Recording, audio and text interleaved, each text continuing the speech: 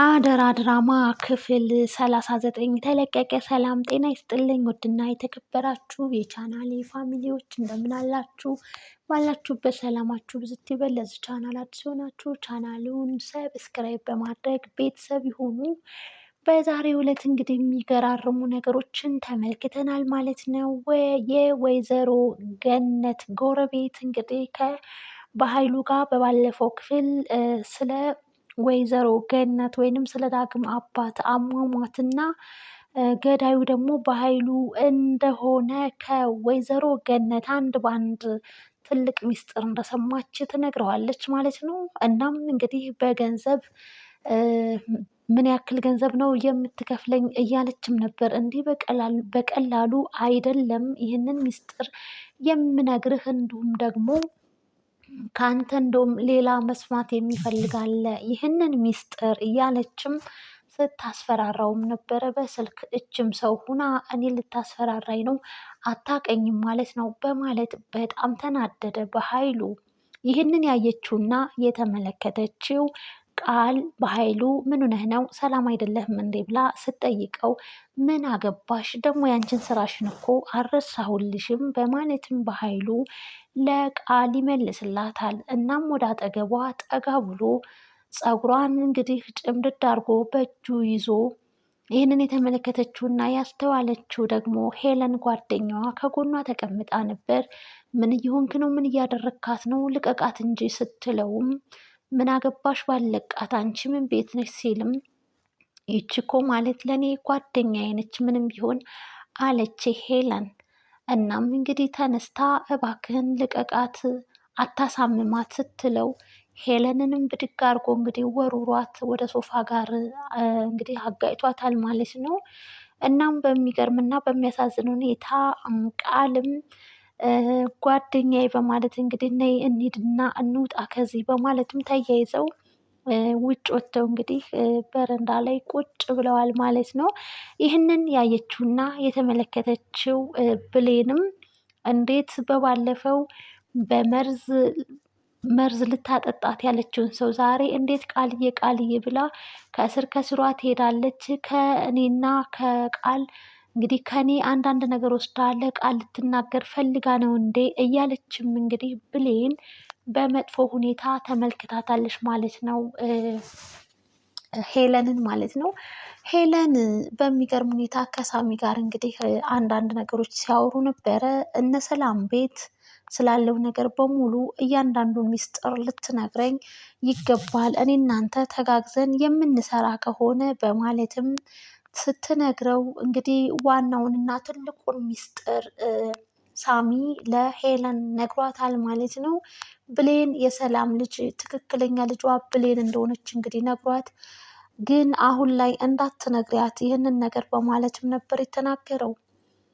ሄለንም ብሌን የኔ ባለውለታ ናት፣ ይህንን ነገርማ ማወቅ አለባት፣ እናቷ ማን እንደሆነች በስነ ስርዓት እናገራለሁ ማወቅ አለባት ብላም እንግዲህ እየከነፈችና እየሮጠች ብሌንን ልታናግራት ስትል ብሌን ግን ሄለን አውቃ እየተሳለቀችባት መስሏት እድሉን አልሰጠቻትም።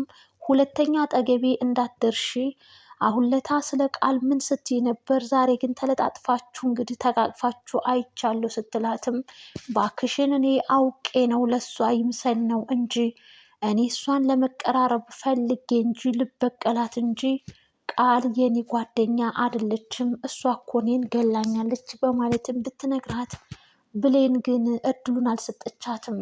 ትልቁን በህይወቷ ትልቁን ሚስጥር እንግዲህ ልትነግራት ያለችውን ብሌን አስመልጣታለች።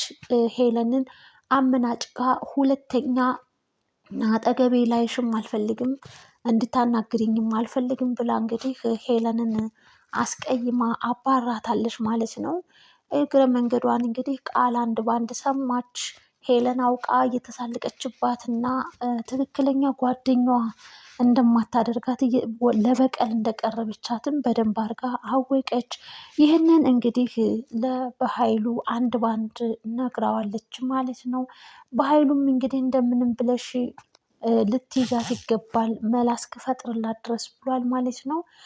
እናም እንግዲህ ዳጊም ወደ እናቱ ሂዷል። እናቱ ጋር ሂዶ እናቱም እንግዲህ ብቻዋን እያወራች በነበረበት ሰዓት አሁን በኃይሉ እኮ እሱ እኛ መሆናችንን ካወቀ ያጠፋናል አይተወንም እያለች እንዲሁም ደግሞ ዳጊ ይህን ነገር ቢሰማ ምን እንደሚፈጠር አስባችሁታል እያለች በውስጧ ከራሷ ጋር ብቻዋን እያወራች እናቴ ምን ሆነሽ ነው ተክዘሻል እኮ ብቻሽን የምታወሪው ለምንድን ነው ሲላት እሷም ነገሩን አጥፋፍታ የቤት ኪራይ ደርሶብኝ የምከፍለው አጥቼ ነው ብላ ሸውደዋለች።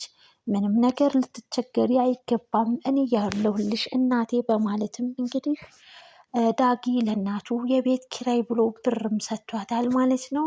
እናም እንግዲህ ምኑና ነው ብሌንን አይቻት አላቅም መታታቅም በጣም ናፍቃኛለች ልጄ ስራ በዝቶባት ነው እንዴ ብላም ስትጠይቀው ይሆናል ስራ በዝቶባት በማለትም ዳጊ መልስ ይመልሳል።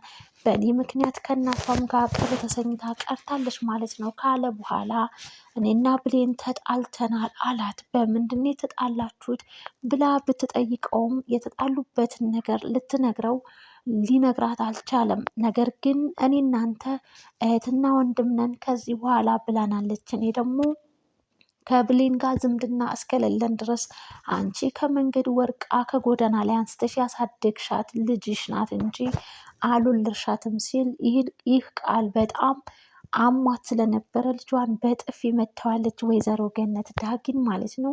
ይቅርታ ለቃሉ አለ ዳግምም እሷ ማለት እኮ ሀዘኔን ያስረሳችኝ መጽናኛዬ ልጄ ናት ከመንገድ ላይ ከጎዳና ላይ አንስቼ አይደለም ያሳደግኳት በማለትም ትመልስለታለች። እና እኔ እንዴት ነው አንተንና ልጆችን እንዴት ነው የምድረው የማጋባው የማይሆንና የማይታሰብ ነገር ነው ሰውስ ምን ይላል በማለትም ወይዘሮ ገነት ብትለውም ዳጊ ግን በዚህ ሀሳብ እንደማይስማማ ለእናቱ ተናግሯል ማለት ነው። የወይዘሮ ገነት ጎረቤት ተከስታለች። አንድ ላይ ቁጭ ብለው እንዲሁም ልጇን አስተዋወቀቻት። ገነት ሲያያት ምንም አላማረችውም። ይቺ ሴትዮ ግን በጤናዋ ነው እንደዚህ የምትሆነው እያለም ጥያቄ ፈጥሮበታል። ቡና ሊጠጡ ስኒ ቀራርቦ ቡና እየፈላ ባለበት ታይም በኃይሉ ይደውልላትና እንግዲህ እህቷ እንደደወለችላት አስመስራ በሴት ስም እየጠራች እንግዲህ የገነት ጎረቤት አወራች። ተደናገጠች። በቃ ልሄድ ነው ቀጠሮ አለኝ ብዬሻለሁኝ አይደል ገነት፣ ይኸው እህቴ ጠራችኝ ደወለችልኝ መሄዴ ነው አለች። ከዛም ዳጊ ግን ይች ሰው በጤናዋ ነው እንዴ ምኗም አላማረኝም እያለም ሲጠይቅም ነበረ። እሷ እንደዚህ ያደርጋታል አንዳንዴ ነካ ያደርጋታል ባህሪዋ ነው አለችው ገነትም ለልጇ። እናም በሚገርም ሁኔታ እንግዲህ በኃይሉና የገነት ጎረቤት ተገናኝተዋል።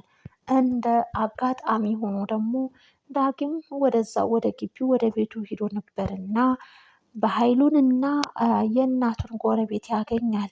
ይቺ ሴት ማለት ለካ የበኃይሉ ሰው ናት በማለትም እንግዲህ በጣም እሷም ደንግጣ እንግዲህ ተመልክተዋለች ማለት ነው።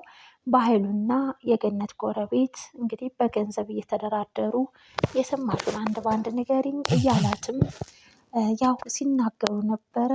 ቃል እንግዲህ ለሄለን ሚስጥራቸውን የተናገረው ሳሚ ነው ብለዋለች። ነገር ግን በኃይሉ ሳሚ አይደለም አንቺ ነሽ እያለም እንግዲህ እያውጣጣት ባለበት ታይም ነበረ የገነት ጎረቤት ደርሻለሁ ብላ የደወለችለት።